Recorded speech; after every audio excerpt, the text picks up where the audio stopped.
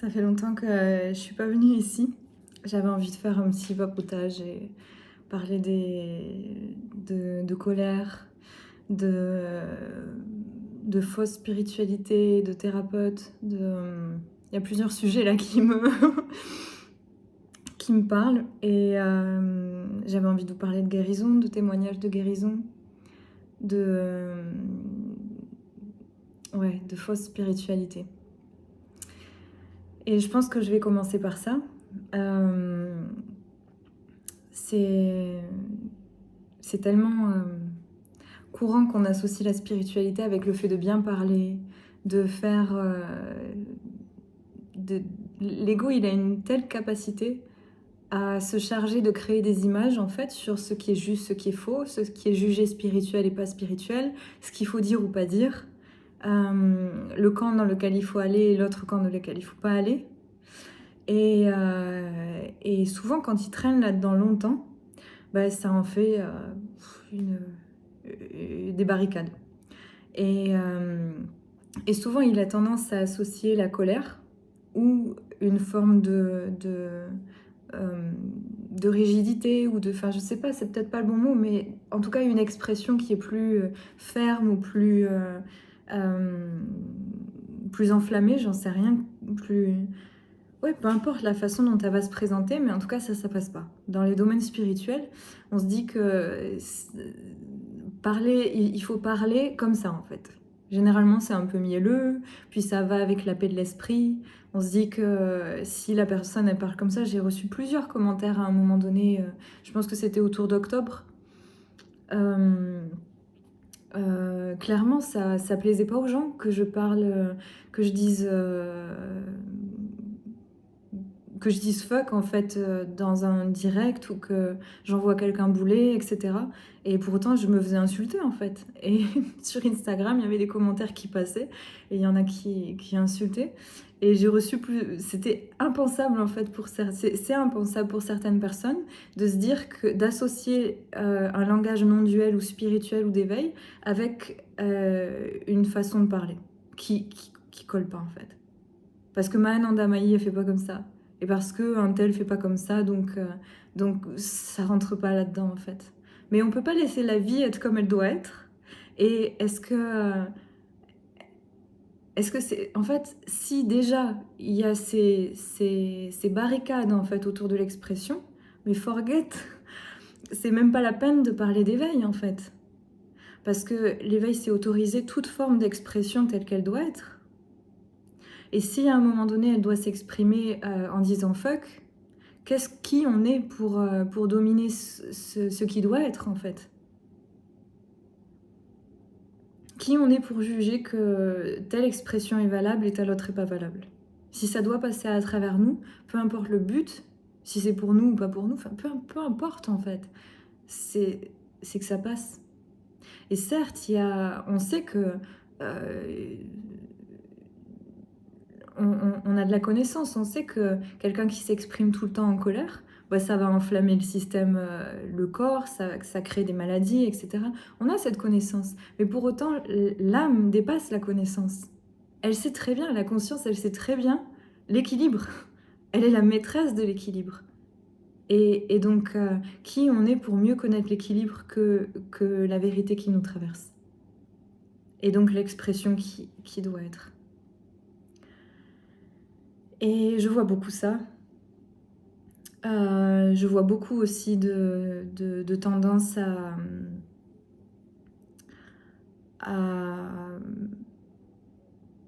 à se coller à cette image en fait, et du coup à faire croire que c'est normal, c'est comme ça qu'il faut être. Et à créer du coup une image globale en fait de cette idée spirituelle. Et je dis ça, j'ai aussi été surprise moi-même parce que c'était pas mon...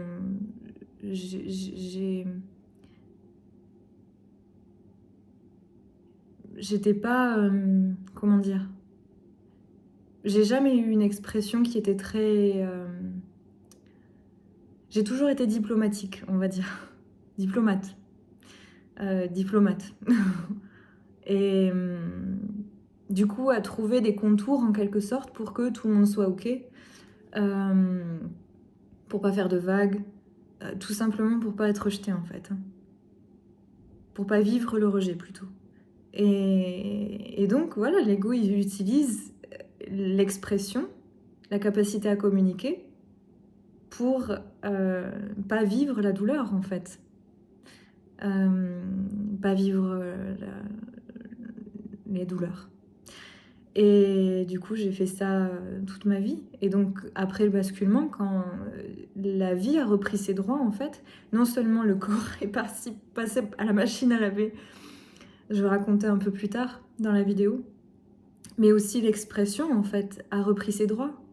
Et elle continue, elle continue. Là, il y a eu quand même pas mal de brassages, mais j'ai observé que j'ai été surprise, en fait, que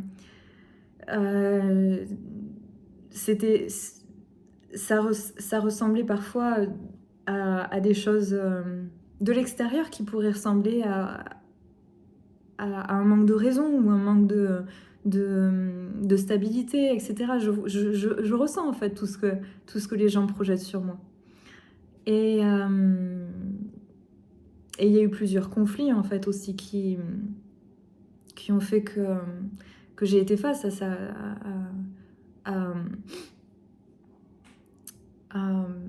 à ce manque de prédictibilité, je pense.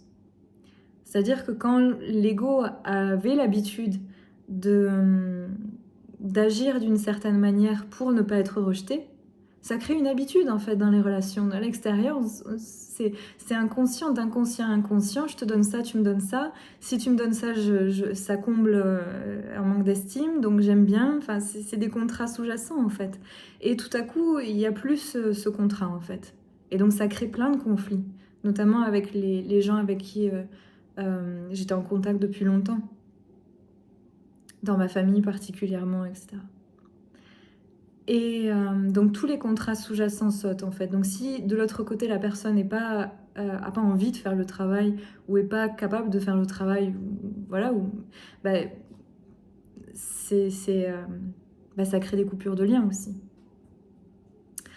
En tout cas, c'est ce que j'ai pu observer, c'est-à-dire que l'expression elle est comme elle doit être et il n'y a plus du coup cet enjeu du rejet.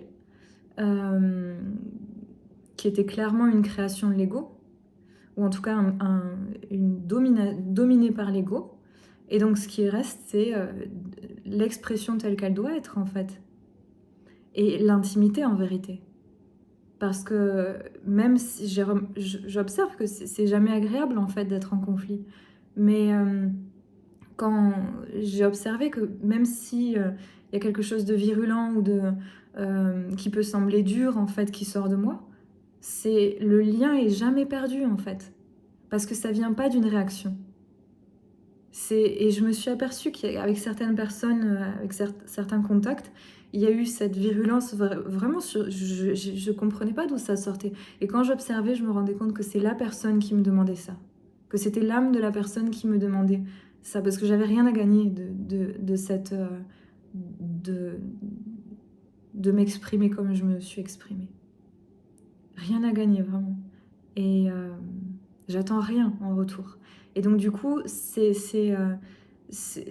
parfois, c'est l'âme qui... En fait, tout le temps, c'est l'âme qui vient chercher. S'il y a, du coup, cette capacité de dépasser tout ça et de prendre la leçon, en quelque sorte, ça fait grandir énormément. Et donc, voilà, on ne sait pas pourquoi notre expression, en tout cas, est utilisée d'une certaine manière et pas d'une autre. Et pourquoi on dit ça plutôt que ça. Et comment on peut parler d'éveil et d'illumination, de réalisation et d'illumination, si on n'a pas accepté véritablement la non-dualité de l'expression humaine, des émotions et de l'expression humaine. Et je partageais ça hier en story sur Instagram aussi, parce que j'ai fait un scan hier. Comme je vous ai dit, depuis un an en fait, depuis un an. Donc le basculement, c'était en novembre 2022. Et il y a eu un temps de lune de miel en quelque sorte. Et après, le corps a commencé à vraiment intégrer cette réalisation. Et ça a commencé par un Covid et la phase de cet été qui a été extrême pour le corps.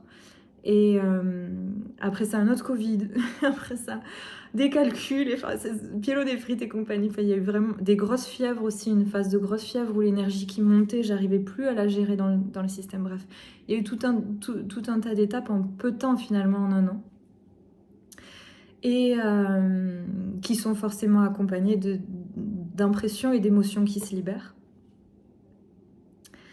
Et du coup, comme il y a eu ces calculs, j'ai fait un scan et j'en ai profité pour voir comment était la surrénale qui était calcifiée d'après un scan que j'avais fait en Inde et suite à une tuberculose surrénalienne que j'avais eue il y a 12 ans, 13 ans. Et j'étais agitée hier en fait, donc j'étais agitée même, ouais, depuis une semaine avant et tout ça, j'étais agitée. Et donc il n'y avait pas les infos sur le résumé des résultats, et donc j'ai demandé à voir le radiologue. Et en attendant la salle, j'ai pleuré. Et enfin, j'avais des émotions, des larmes qui ont coulé, et il y avait vraiment clairement aucun enjeu en fait à pleurer si le radiologue allait arriver à pleurer devant lui. Enfin, je remarque que pour l'extérieur,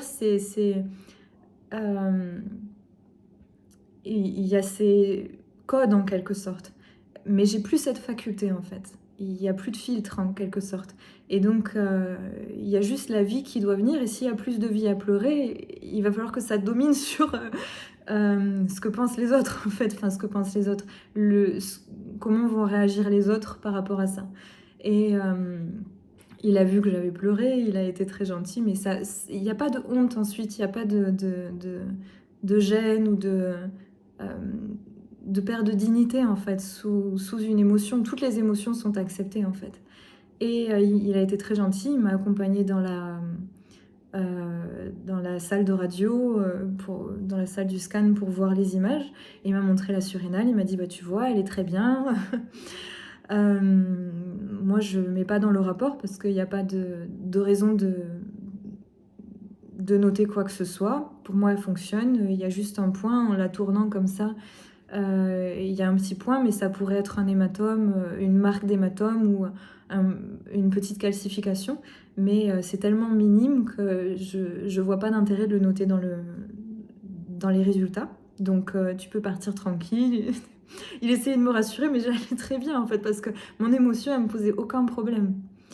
Et du coup, bah, c'était ce que je pensais, parce qu'effectivement, après la phase de cet été, où à date exacte d'anniversaire de la tuberculose, j'ai eu tous les symptômes qui sont revenus, et une descente aux enfers, mais vraiment les enfers, parce que j'ai eu un tas d'impressions qui sont remontées à la surface, je savais pas d'où elles sortaient, hein, clairement. C'était morbide et difficilement supportable, mais j'avais pas d'autre endroit où aller pour le coup.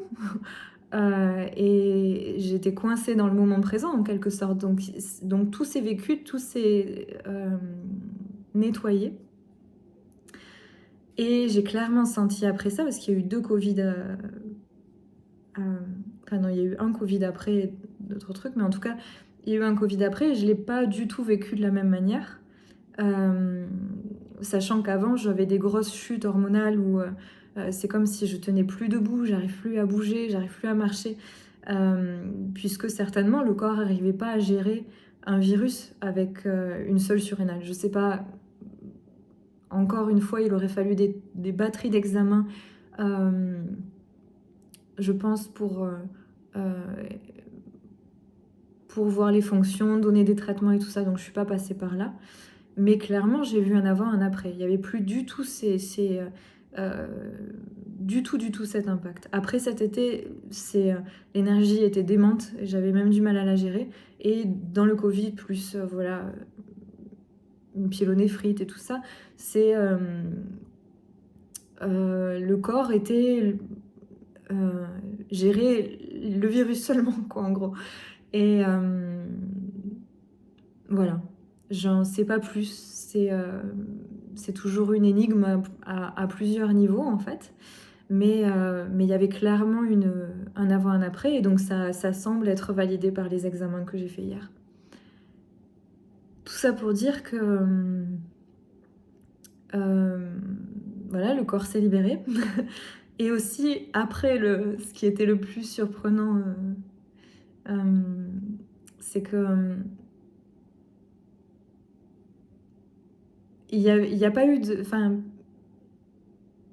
il n'y a pas un avant, un après, dans le sens où l'après est mieux qu'avant, en fait. Bien sûr que j'espérais qu'elle serait décalcifiée, qu'elle fonctionnerait normalement et tout ça. Mais mais il n'y a rien qui bouge, en fait. C'est pas mieux après qu'avant. Et du coup, ça aussi, c'est difficile à comprendre pour l'entourage, en fait. Ah, j'ai reçu un appel, par exemple, disant mais tu dois être contente, tu dois respirer, etc. C'est une bonne nouvelle, etc. Oui, mais en fait, ça change absolument rien. L'instant est toujours le même, en fait. Enfin, est toujours l'instant. Et donc, il n'y a pas...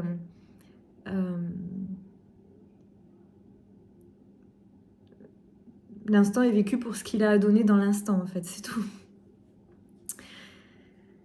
Voilà, pour ça. Et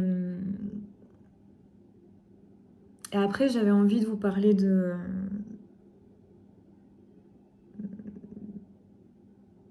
certaines attitudes de thérapeute, en fait. C'est quelque chose que j'observe de plus en plus et qui vraiment... que je trouve juste hallucinant.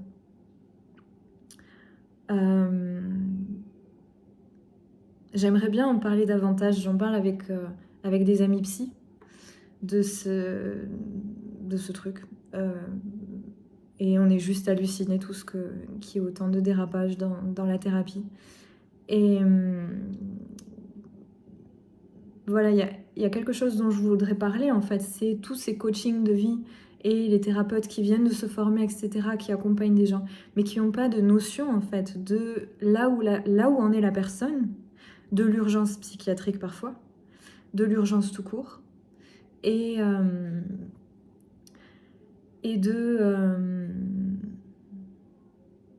du principe de résonance.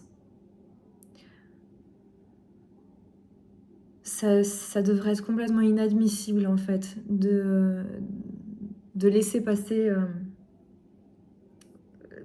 de laisser passer ça, en fait. Parce que j'observe ça beaucoup enfin, j'ai des retours de thérapeutes, de coachs de vie, surtout dans le domaine du coaching,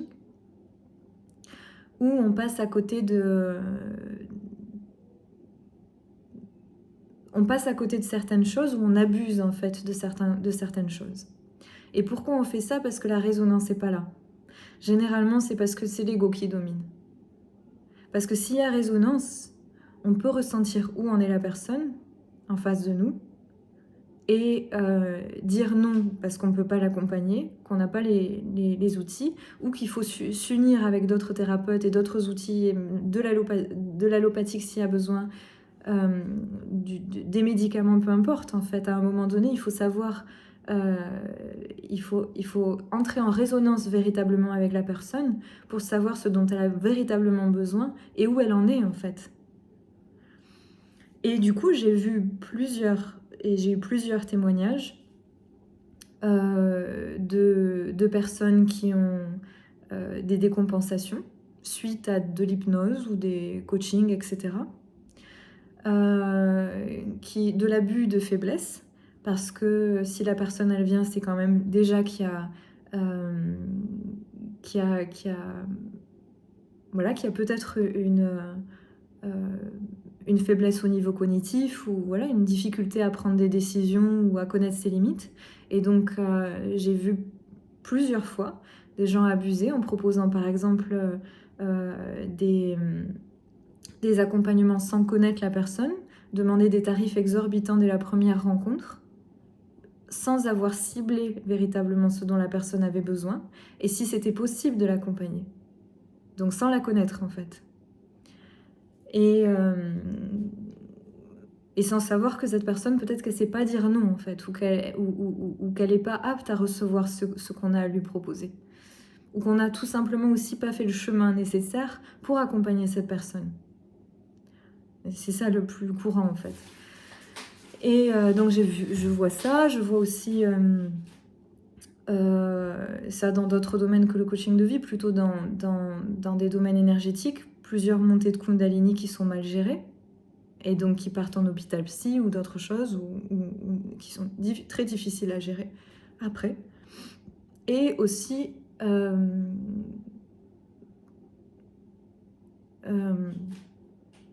des urgences en fait qui sont pas vues.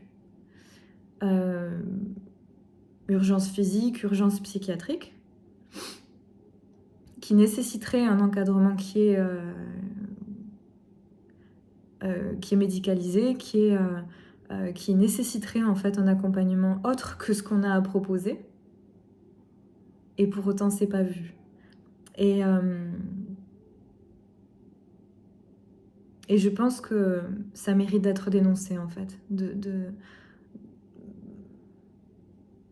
parce qu'on peut pas traiter une maladie psychiatrique avec du coaching de vie. Ça n'existe pas ça. Et on ne sait pas tout faire. À un moment donné, on n'a pas toutes les clés en main. Et aussi, si on n'est pas capable d'accompagner la personne, il faut savoir dire et rembourser s'il y a besoin. Si on n'a pas fait le travail nécessaire à l'intérieur de nous pour accompagner une personne, il faut savoir aussi le voir et le dire. Donc ça demande une justesse et un alignement qui sont juste nécessaires à partir du moment où on se dit thérapeute.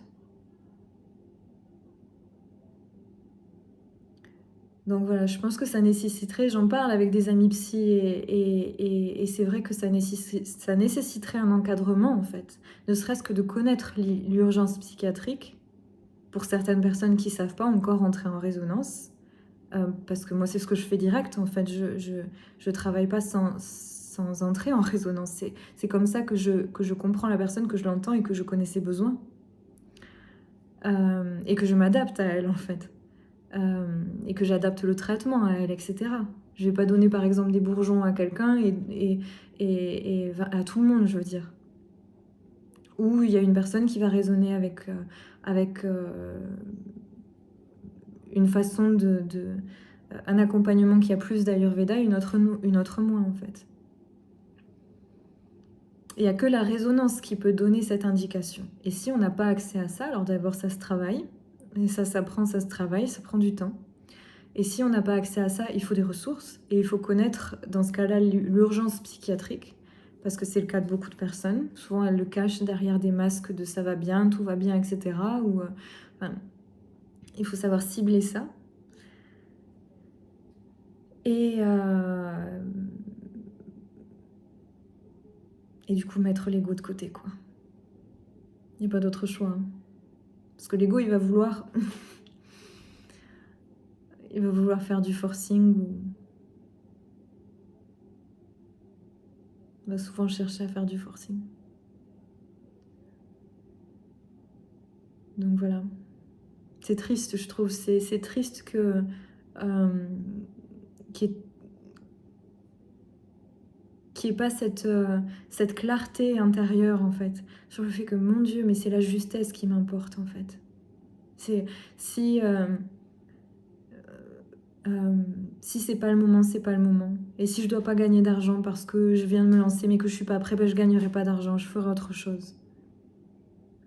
Mon Dieu, mais quand est-ce que c'est l'honneur qui va parler en premier, quoi?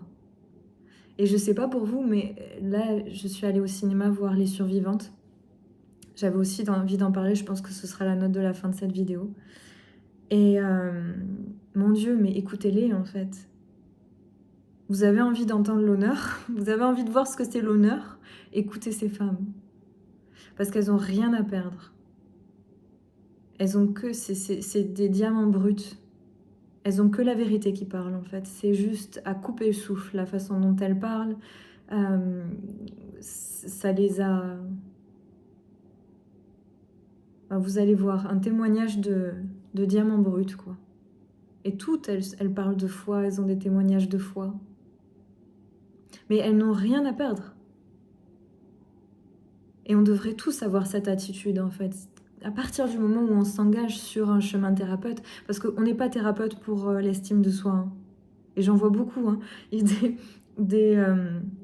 Des coachings, des accompagnements, il y a une faible estime de soi, on va remonter l'estime de soi, le narcissisme.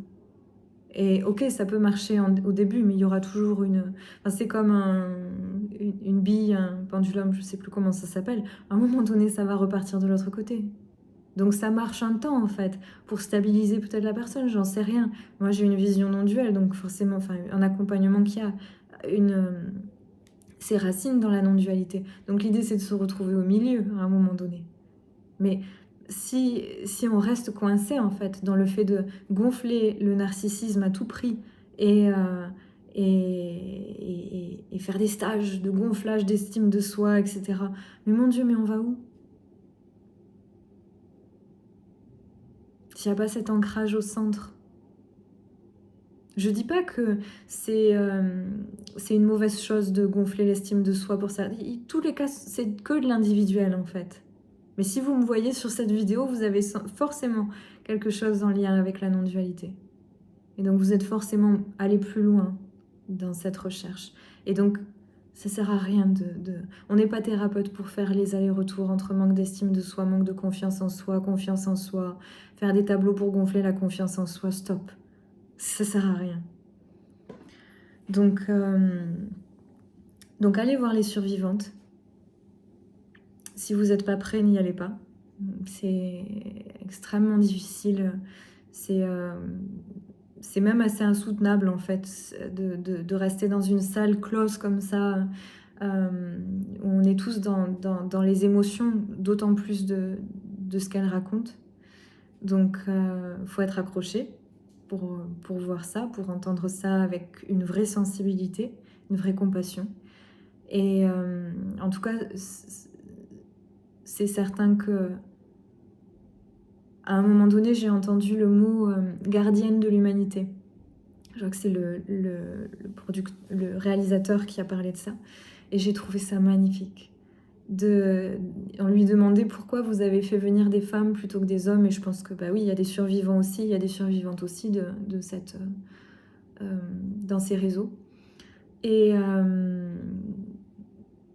il a dit les femmes, c'est les gardiennes de l'humanité. Et je trouve ça... Mais elle l'incarne à 10 000%. C'est indescriptible, en fait, le flambeau qu'elles tiennent, en fait. Il faut leur donner de la place, il faut leur donner de l'espace pour être entendues et pour surtout qu'on voit ce qu'elles sont. Et la foi qu'elles portent et le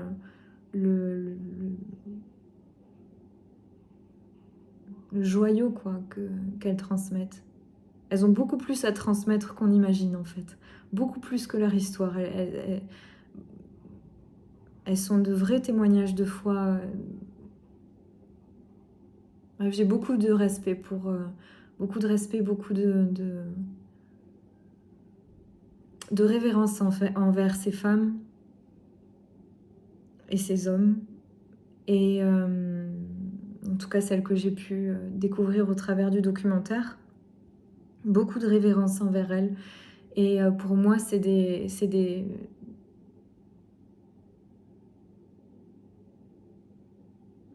Ouais. C'est des gardiennes de l'humanité. Donc on devrait leur laisser la place et une place vraiment... pas juste de témoignage, en fait, mais de gardienne de l'humanité. Voilà, je vais finir là-dessus. Je vais rentrer en séance. Et merci de m'avoir écouté. Je vous dis à bientôt.